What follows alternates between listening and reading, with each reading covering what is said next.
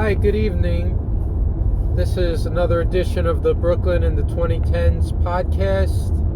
Please check out my other videos covering a wide variety of topics from Brooklyn in the 2010s decade.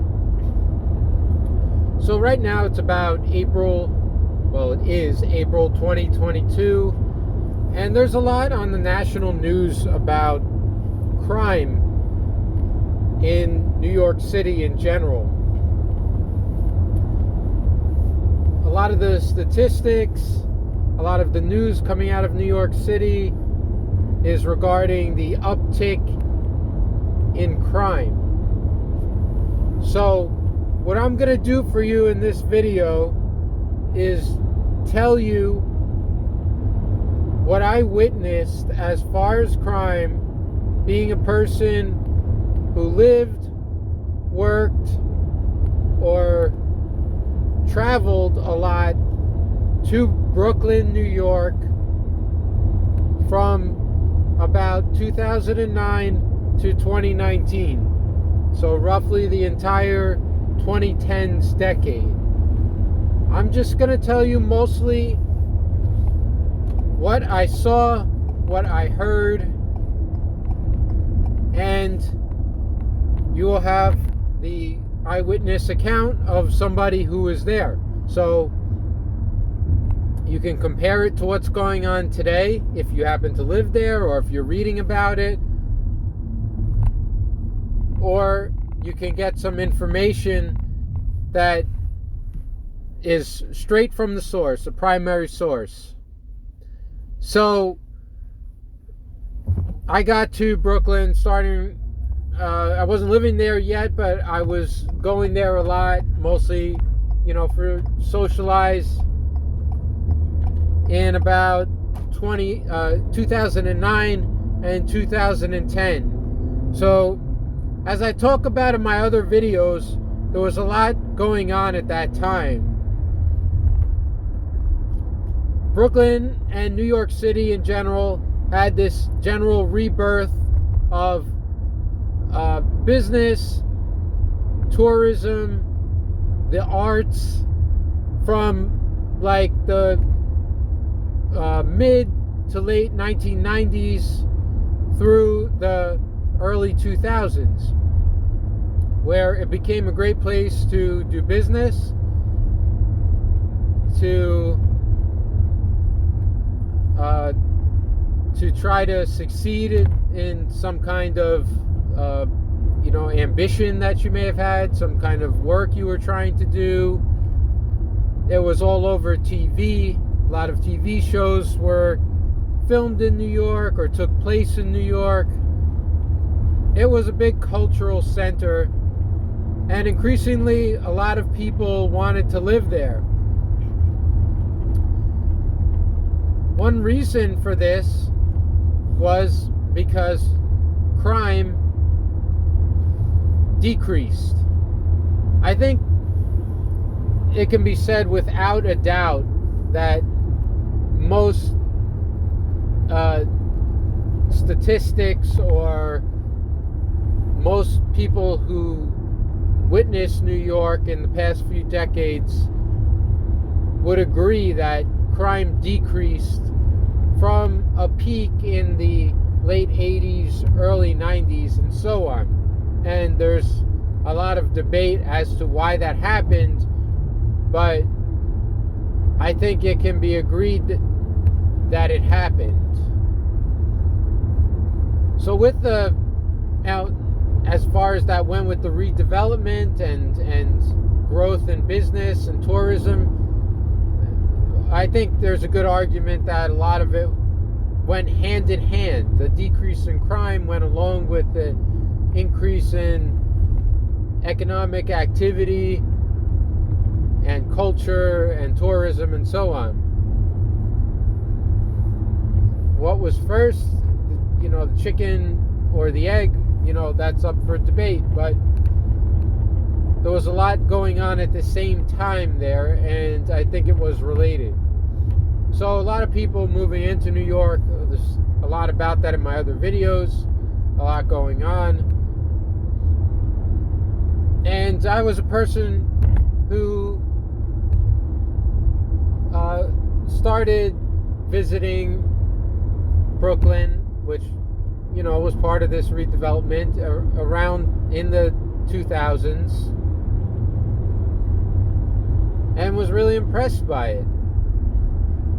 Now, I had grown up in Staten Island, which is a more suburban part of New York City. Pretty much we were isolated from the inner city in the 80s and 90s. What was going on in the inner city didn't really affect our day-to-day lives.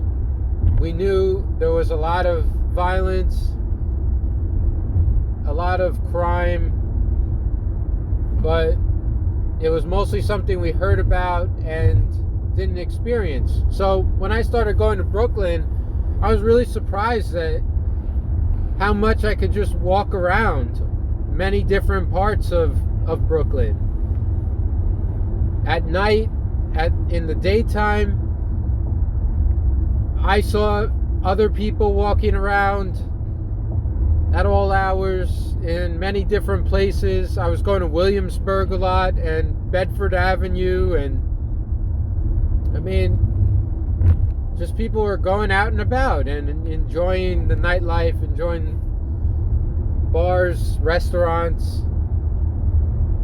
So this was really surprising to me. I know that Williamsburg had changed a lot, and a lot of other people did too, and it was not one of these neighborhoods that hadn't experienced gentrification and a huge decrease in crime and increase in development, but still it was really surprising. So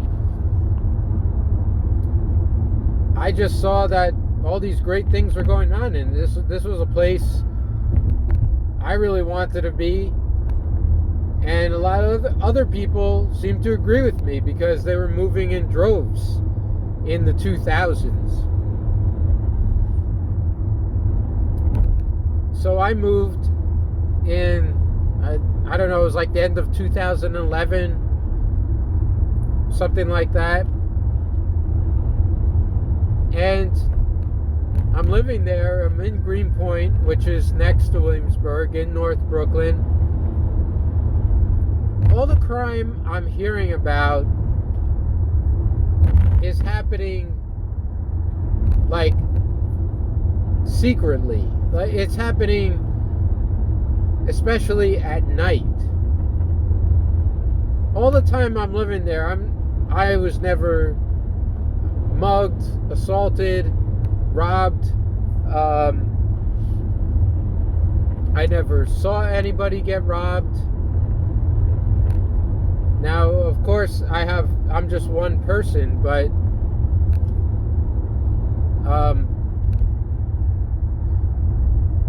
that's what I experienced. Now, I knew people, quite a few people, talked about their phones being stolen, bicycles being stolen.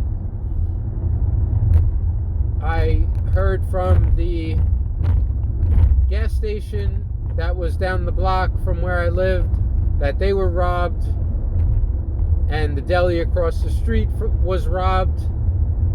So I was hearing about theft and robbery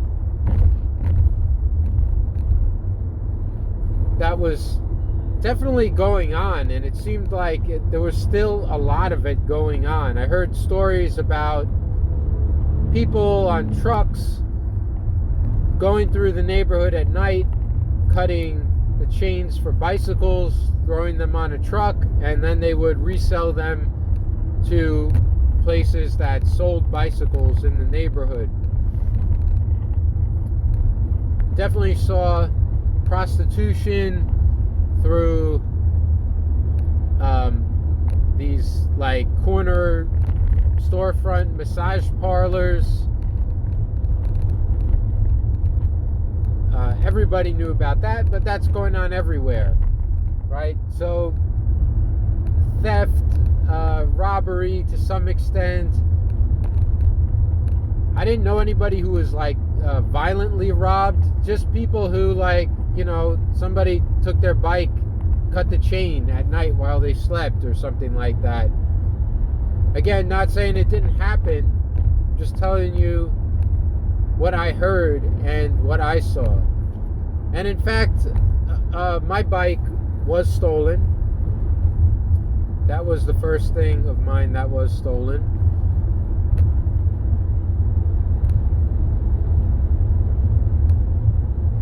Now, what I heard about a lot was the vast difference in Brooklyn from the previous couple of decades. A lot was said from the older people, how the neighborhoods were more divided. There was more of a separation between different groups of people, between different races. I heard about that in Williamsburg. There was an Italian Williamsburg, a Hispanic Williamsburg, Jewish Williamsburg. For example, there was a lot more division back then, and all kinds of crime I heard about was so much worse, and how this was basically like worlds away from that now. I was even surprised just that I had always heard so many bad things about housing projects growing up in the suburbs, and I was surprised that people walked through them, like near where I live, the Cooper houses or the Williamsburg houses, that people just walked through them, walked through the courtyards. Like, the only thing I heard about was, like, I was delivering pizza, and one of the older guys, the delivery guys, talked about how back when people carried cash, yeah, he would get robbed if he was making deliveries there. But I was there plenty of times, and nothing happened to me. I never heard about anything happening to any of the other delivery guys. I mean, maybe because we weren't carrying that much cash anymore, I don't know. This was already like in the, Grubhub era. So later on, I got a job. I had my own business in different parts of Brooklyn, and I got other jobs where I'm traveling through every part of Brooklyn, and especially the parts that were known to be more dangerous, like Brownsville. I'm also going to Coney Island a lot. I was, as I mentioned in the other video about Brownsville, now I'm just there during the daytime hours.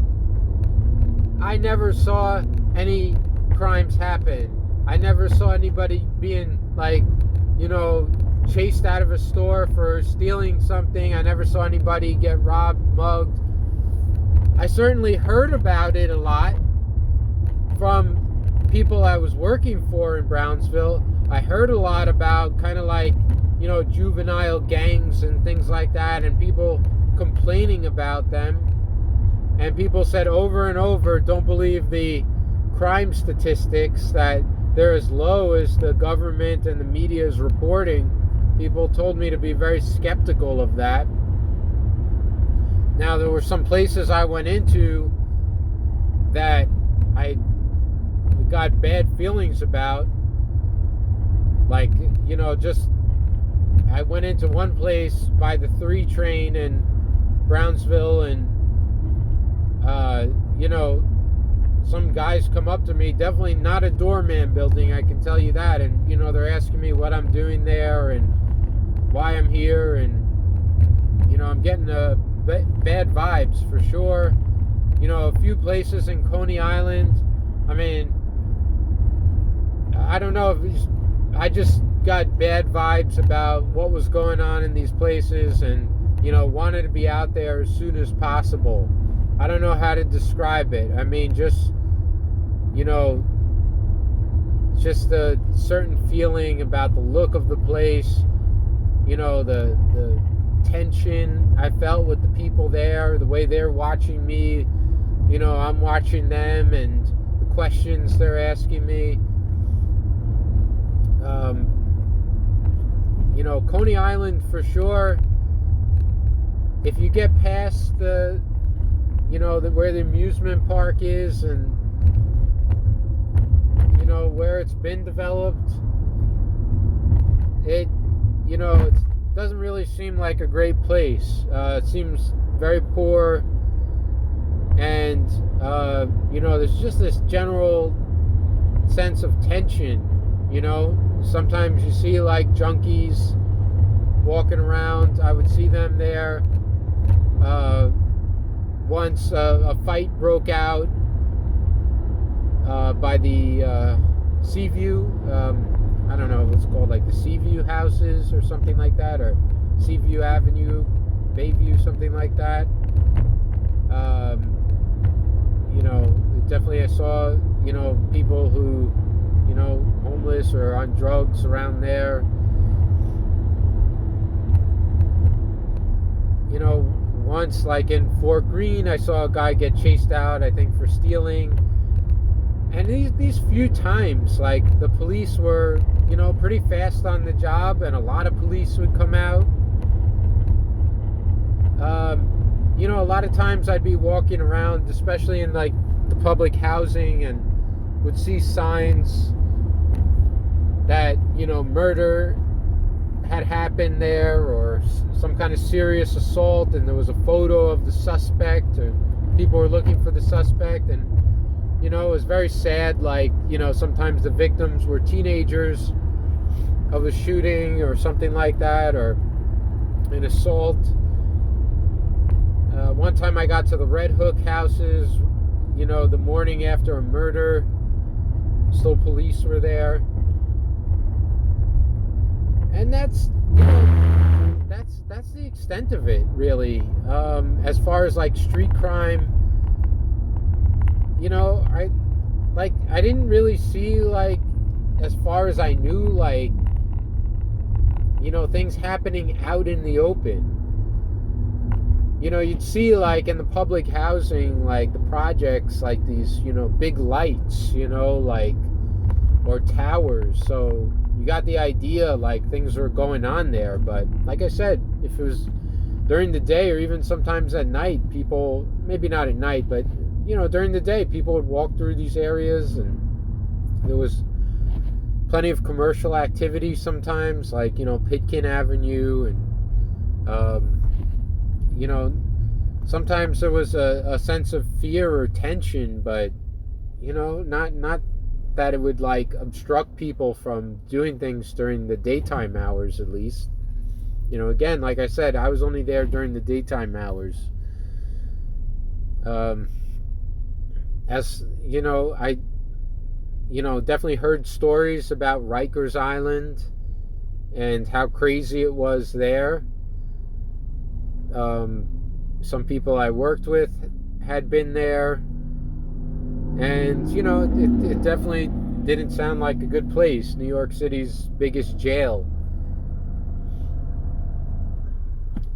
As far as organized crime, like, you heard about it, you knew some places probably were hangouts. Like, you got the feeling that it was still very much there in Brooklyn. But again, like, not out in the open, not affecting a lot of people's everyday lives. Like, if, in general, if you were the average, 25 or 30-year-old who moved to Brooklyn from some other state, and you opened up a business like on Bedford or Graham, or or something like that, like, it didn't seem to be a requirement, like you had to deal with them or pay protection money or something like that.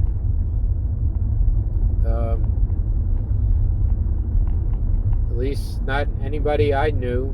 And I knew some people who did things, opened up businesses, and I didn't really hear about it. Like, were there guys walking around like, oh yeah, are they, maybe maybe they're, part of some kind of outlaw bikers or mafia or Bloods or Crips. I mean, you're walking around like the Marcy houses and there's guys wearing red, but I don't know, they just were hanging out.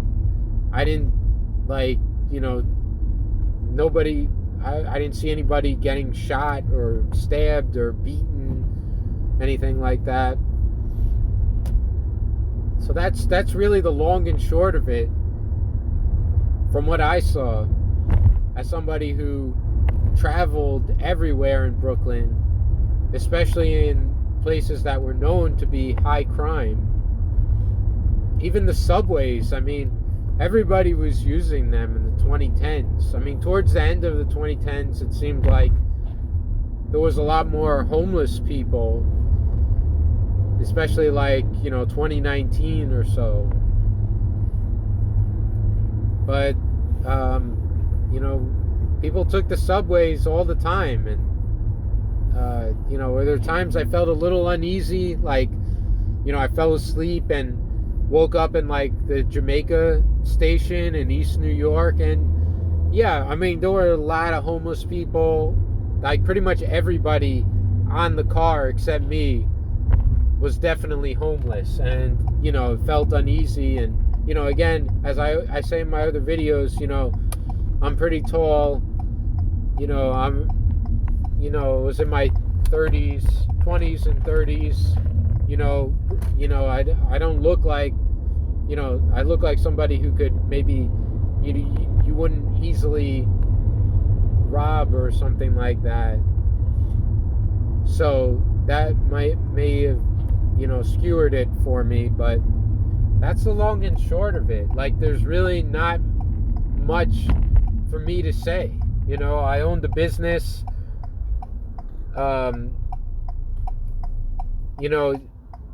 There's definitely, there's, for sure, you knew for sure that there was a dark side to New York. The stories you're hearing about Rikers, the stories you're hearing about gangs, about robberies and things like that. Like, you didn't want to be careless or stupid or, just not have any street smarts, because then it seemed like for sure you could fall into a bad situation.